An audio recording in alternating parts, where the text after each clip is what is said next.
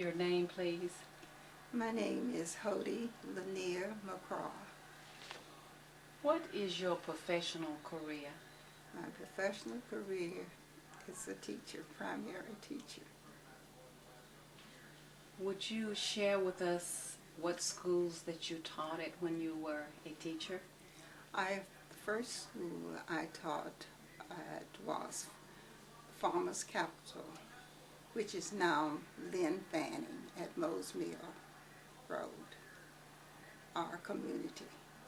And the next, I think I taught at Brownsboro for a year or two. Then from there, I taught at Berkeley for a few years. And after that, I believe it was integration came about, and I was sent to New Hope over the mountain. Okay. And then I taught there for about 12, 13 years. Okay. So you taught totally how many years? 32 years and 6 months. Okay. Now, what year did you attend Councill High School as a student? I started there when I was about 6 years old, and I imagine that was in the late 20s. I was 6 years old, so I'm sure it had to be in the late 20s or early 30s. Okay. My calculation. Okay, that's all right. So what year did you graduate from Councill High? I graduated in 1941. Okay. Did you reside anywhere near Councill High School after graduation? Not after graduation, but when I was in the elementary grade, first grade, when I first started, I lived with an aunt, Mrs. Cora Burns, Okay. on Half Street, Okay. and that wasn't too far from Councill High. Okay. How would you rate the education received while attending Councill High School? I would give it an excellent rating, because my teachers were so dedicated, and they just took so much interest in each person, each child, and with the support of the parents, they always knew that there would be success in your learning. Okay, were there any instructors who influenced you to a significant degree? Yes, I remember very vividly. There were quite a few. Mrs. Virginia Moore, Mrs. Lugian, Hunley Jones, and Mrs. Georgia Beasley. She was our next door neighbor when I lived out on Hall Street. And there were many others, Mr. Richards and Mr. Kellum, and in fact most of them did, because they had showed so much interest in each child, and you just felt that you would succeed regardless, because they just instilled it into you that you could become whatever you wanted to become. And I had along with my parents too, encouraging us, and they put so much emphasis on education, and they were determined that we would get an education as far as they were concerned, as to their ability, best to their ability. Okay. Were your future career path developed while attending Councill High School? Not really. I had the desire to become a teacher, but my father always wanted me to be a librarian. He liked to read, and he always wanted me to become a librarian. But at that time, in the time that we were growing up, there weren't too many occupations for blacks. Okay. And it was everyone was mostly leaning toward becoming a teacher rather than going into some other field. Okay. What What were your feelings when integration was implemented in 1966? Well, I had mixed emotions about it because there was a new phase of life that you weren't sure of, and you didn't know exactly what to expect. And then getting adjusted to the new environment on a daily basis, coming in contact with another race, with other people that you weren't aware of their culture and your culture, even though we had all been to school and to some extent had been in contact with the whites. But to go into a new environment like that, you wondered and what to expect so far as education was concerned, and the dedication that you had received previously.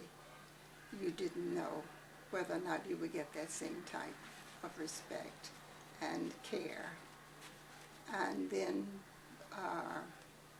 it was just our difference in many ways. Can we go back a little bit with Councill High School? When Councill High School was first founded, would you share with us when it was first founded, where it was located, and how it moved from one place to the other? Can you bring us up to date on that, please? Well, I'll try. Okay. As I remember, I think Councill High School was founded in 1867 in the basement of Lakeside United Methodist Church. It is Lakeside Episcopal Church at that time. It was on Jefferson Street. And the school was moved to a frame building on Pelham Street. And then currently, the last move was to St. Clair, where it is now. Okay. And I think that was in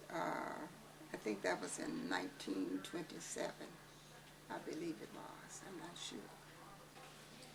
So back in that time, I guess, should I say, was it in the 20s or 30s? There were no 40s. telephones in the school? There might have been in the latter years, that there might have been. I don't remember from the first grade when I first entered, but later in life I do remember that they did have telephones at the school. I remember how they were made and everything, but all the students didn't have parents at home. We didn't have telephones. It was in the latter years that we got telephones. Had a telephone, and if you had one, you had to share it with a neighbor. You didn't have one of your own. You would have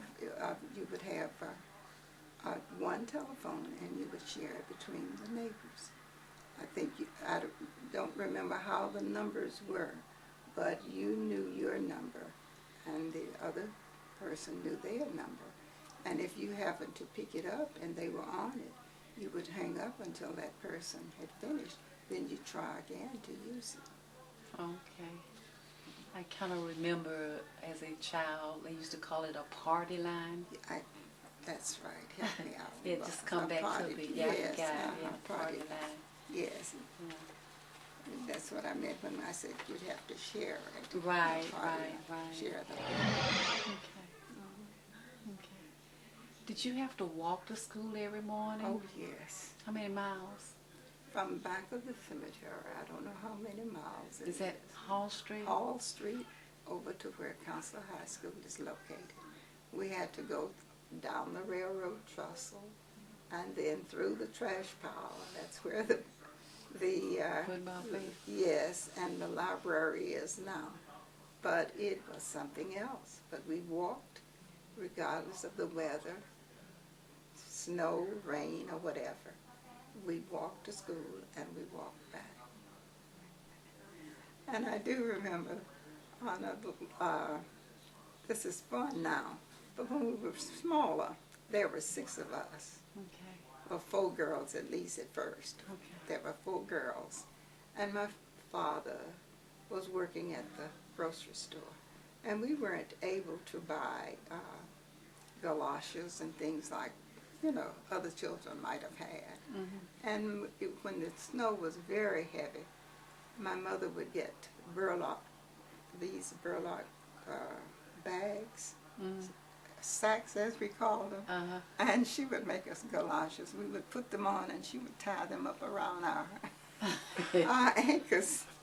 That would be our boots to protect us from the snow. And before we would get to Councill, just down on Pearl Street, before you turn the corner, we stop and take those galoshes off, our homemade galoshes off, and go into school as if we just, we walked in the snow. Because we knew in the afternoon the snow would have melted and we wouldn't need them. So we were ashamed. We didn't want anyone to see. So we had some good days at Councill High. A lot of fun. Right. Tell us about the lunchrooms back during the time when you were going to school. Well, really, when I was at Councill High, we didn't have lunchrooms as such. We didn't have any. We didn't have the home economics department or anything of that sort, science department or anything. But we had recess every day. You would pack your mother would pack your lunch. You would bring your bag lunch to school. And we had stores down on the corner of the school, Pelham Street. Mr. Ross and Mrs. McVeigh across the street. And they ran a store. We would go and get bologna and cheese and crackers. And that was our lunch. And they had this sandwich. I've forgotten the name right now. Was it called liver loaf? No, this was made with a loaf of bread. I can't remember exactly what it was. Dean loaf, I think it was called. A Dean loaf, where they would mix up maybe salmons or tuna fish or whatever, and you buy it like that. Oh, okay. But we mostly would go to the store and buy your lunch. If you didn't have, if you didn't bring your lunch. And then we would have our tables set up in the hall, and they would sell candy, 2-cent bars, and things of that sort. And we would buy the 2 cent. And many a day we didn't have money for candy if we wanted. And we'd ask Mr. Richard and some of the others that were selling, would you let us have a candy bar until Monday, and Mother, we'd bring you the money, and Mother would give us the 2 or 3 little pennies to pay for the little candy, piece of candy that we had gotten, suckers or whatever. So that same candy bar you paid 2 cents for, we now pay 50 cents for that That's candy right. bar. That's right. I'm telling you. Little kisses, just anything like that.